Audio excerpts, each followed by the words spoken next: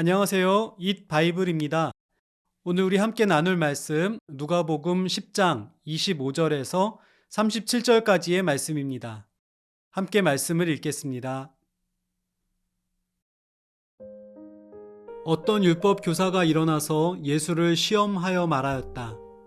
선생님, 내가 무엇을 해야 영생을 얻겠습니까? 예수께서 그에게 말씀하셨다. 율법에 무엇이라고 기록하였으며 너는 그것을 어떻게 읽고 있느냐? 그가 대답하였다. 내 마음을 다하고 내 목숨을 다하고 내 힘을 다하고 내 뜻을 다하여 주 너의 하나님을 사랑하여라 하였고 또 내 이웃을 내 몸같이 사랑하여라 하였습니다. 예수께서 그에게 말씀하셨다. 내 대답이 옳다. 그대로 행하여라. 그리하면 살 것이다. 그런데 그 율법 교사는 자기를 옳게 보이고 싶어서 예수께 말하였다. 그러면 내 이웃이 누구입니까? 예수께서 대답하셨다. 어떤 사람이 예루살렘에서 여리고로 내려가다가 강도들을 만났다. 강도들이 그 옷을 벗기고 때려서 거의 죽게 된 채로 내버려 두고 갔다. 마침 어떤 제사장이 그 길로 내려가다가 그 사람을 보고 피하여 지나갔다. 이와 같이 레위 사람도 그곳에 이르러 그 사람을 보고 피하여 지나갔다.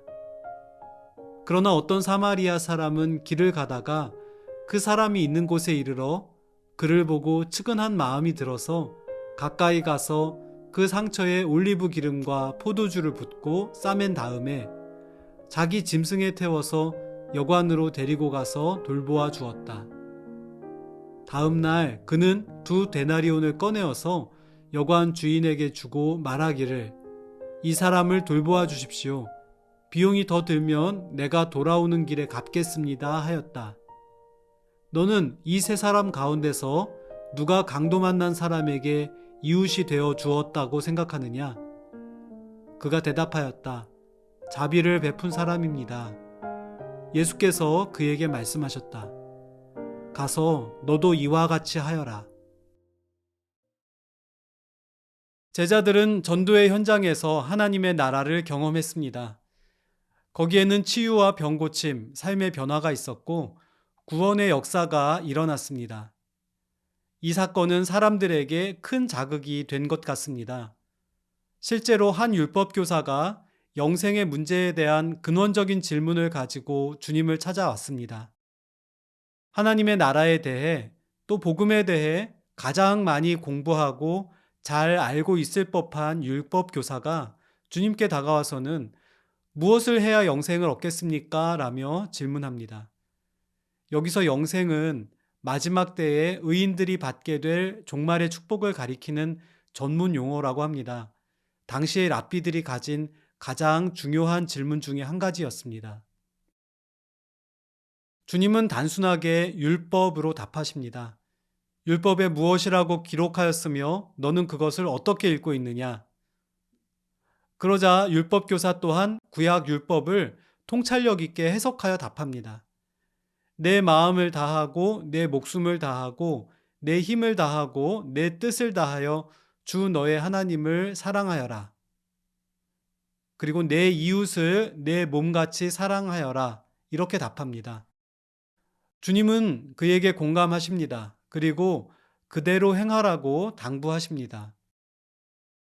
우리는 여기서 영생의 길은 그렇게 먼 곳에 있지 않다는 것을 배웁니다. 우리를 사랑하시는 하나님을 기억하고 그분의 은혜에 감사하고 그분의 뜻을 헤아리고 그분을 닮기 위해 힘씀으로써 우리는 하나님을 사랑할 수 있기 때문입니다. 이웃 사랑도 마찬가지입니다.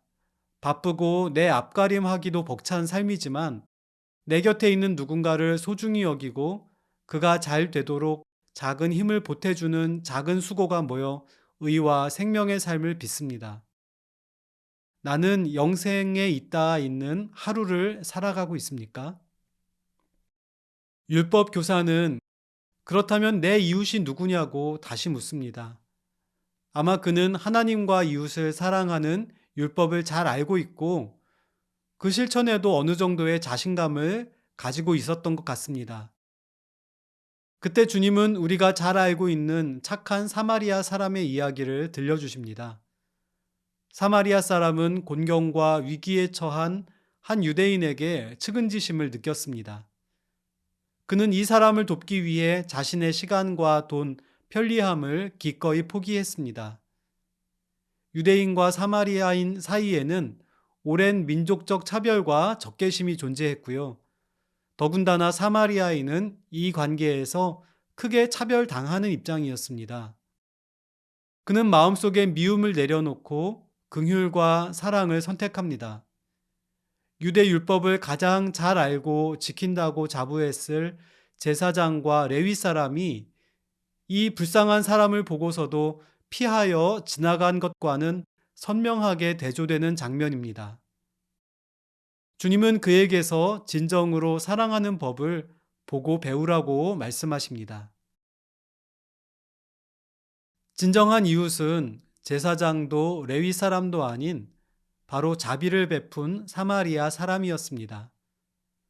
그는 율법에 기록된 사랑의 가르침을 듣고 배운 데 멈춰 있지 않았습니다. 자신의 한계를 넓혀가며 사랑을 실천한 모습이 마음에 와 닿지 않습니까? 나는 미움의 감정을 긍휼의 마음으로 진지하게 바꾸어 본 일이 있습니까? 내 삶도 힘들지만 다른 누군가를 위해 시간, 돈, 수고를 떼어 나누고자 하는 모습이 있습니까? 이렇게 살기 위해 주님의 도움을 구하고 있습니까?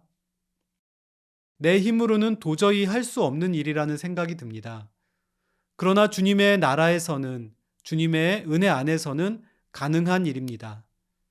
우리의 삶에도 이런 일들이 여기저기서 일어난다면 정말 좋겠습니다. 하나님 나라 복음의 위대한 능력을 기대하고 시도하며 이루어가는 오늘 하루가 되기를 소망합니다.